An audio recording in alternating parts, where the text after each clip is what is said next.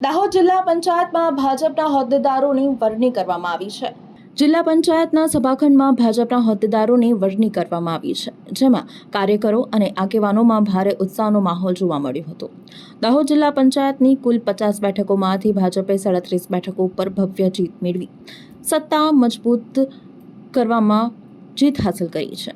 દાહોદ જિલ્લા પંચાયતના નવા પ્રમુખ તરીકે ભાજપના ગમાબેન અભયસિંહ મોહનિયાની વરણી કરવામાં આવી છે। ઉપપ્રમુખ પદે જવાબદારી વિજયસિંહ ભારતસિંહ આમલિયારને સોંપવામાં આવી છે। તે ઉપરાંત કારોબારી સમિતિના ચેરમેન તરીકે સંગીતાબેન અશ્વિનભાઈ પટેલની પસંદગી કરવામાં આવી છે।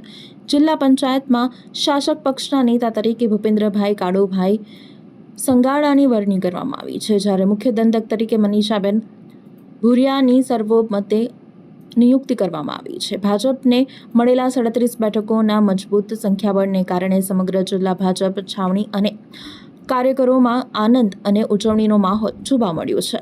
કાર્યકરોએ નવા હોદ્દેદારોને શુભેચ્છાઓ પાઠવી હતી અને જિલ્લાના વિકાસ માટે નવી ટીમ અસરકારક કામગીરી કરશે તેવી આશા વ્યક્ત કરી છે।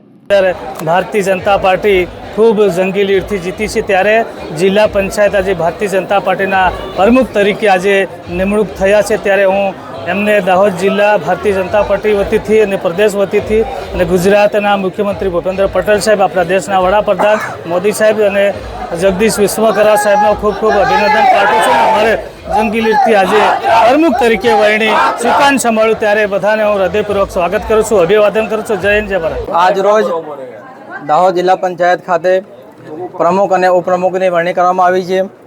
એમાં ઉપપ્રમુખ તરીકે મારી વરણી કરવામાં આવી છે, એ બદલ રાષ્ટ્રીય સંઘના તેમજ ગુજરાત પ્રદેશના સંઘના, દાહોદ જિલ્લાના સંઘના તથા તાલુકા સંઘના તમામ હોદ્દેદારો, માનનીય શ્રી વડાપ્રધાન શ્રી મોદી સાહેબ, ભૂપેન્દ્ર પટેલ સાહેબ, અમિત શાહ સાહેબ, નાયબ મુખ્યમંત્રી હર્ષ સંઘવી સાહેબનો હું આભાર વ્યક્ત કરું છું। સાથે સાથે આગામી સમયમાં દાહોદ જિલ્લાના તમામ લોકોનો વિકાસ થાય। 2047માં આપણા વડાપ્રધાન શ્રી મોદી સાહેબનું વિઝન છે કે સર્વાંગી વિકાસ થાય અને આપણો ભારત દેશ વિકસિત બને। એ હેતુથી દાહોદ જિલ્લામાં આવનારા સમયમાં અમે બહુ સાથે મળીને બધા સભ્યો કામ કરીશું। ભારત માતા કી જય।